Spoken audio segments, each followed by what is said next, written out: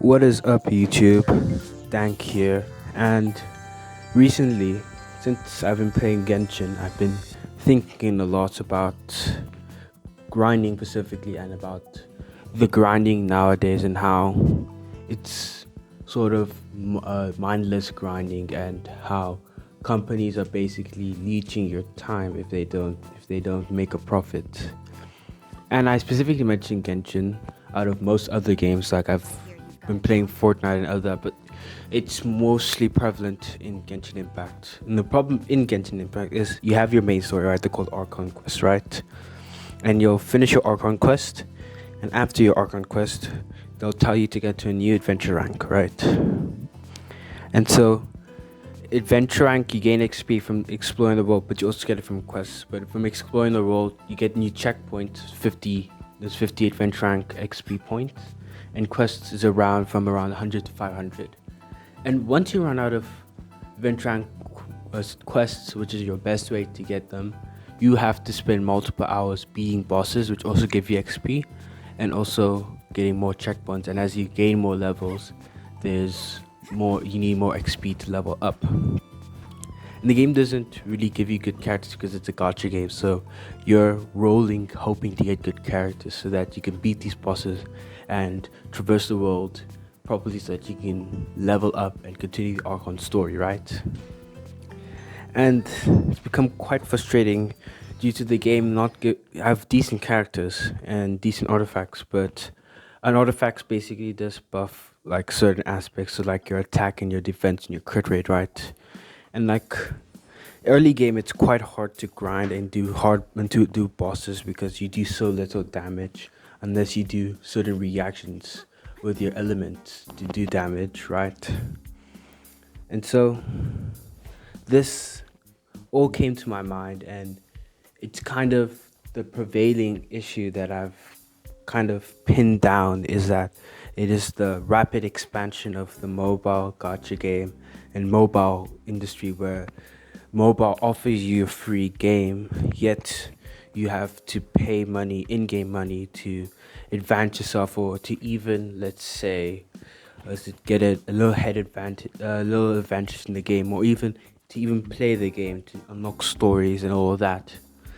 And it's a rapidly growing disease in the game industry, and this big game companies, AAA companies, have just been picking them up from the mobile games, right? And they add it to their games, and it's actively making their games worse. Call of Duty, Fortnite, it's a lot of battle royales and shooter games, but also it's this AAA studios in general are adopting this because of their greed, and this greed is actively causing the standard of living crisis. They're actively contributing to it due to these absorbent price.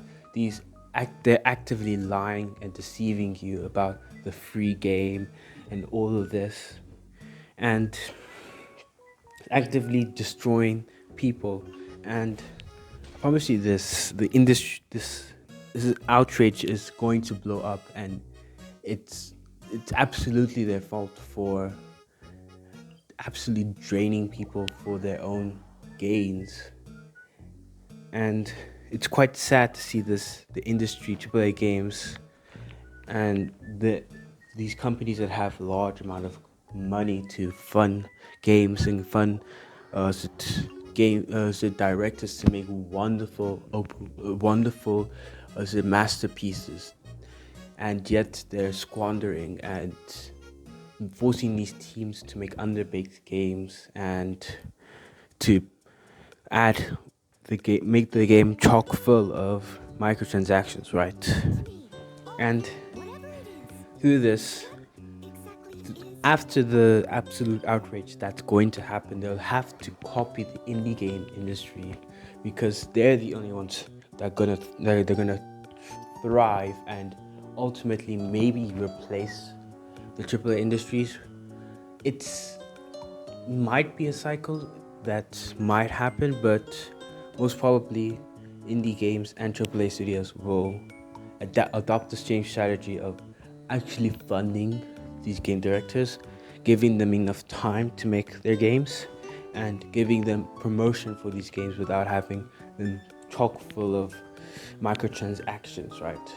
And these style of games, indie games, and the passion that these developers put in is one that has been lost over time.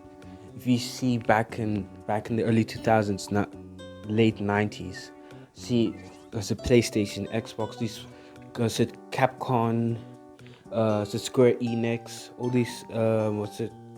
all these companies who are Nintendo, PlayStation, Xbox, who are funding these smaller companies to make their games and actively allowing them to thrive and to allowing them creative freedom in their games.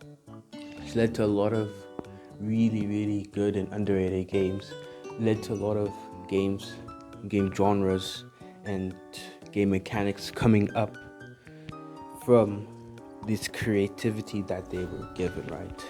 But nowadays we see that these companies don't really care about creativity and are scared of change because they found the formula that works, which is now starting to crumble because people are getting quite bored, and the only industry that offers them an imaginative, creative game is the indie industry, right? So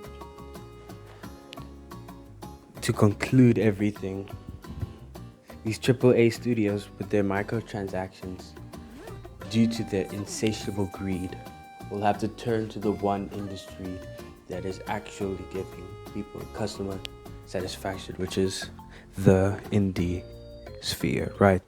Thank you. I'll see you in another video. See ya.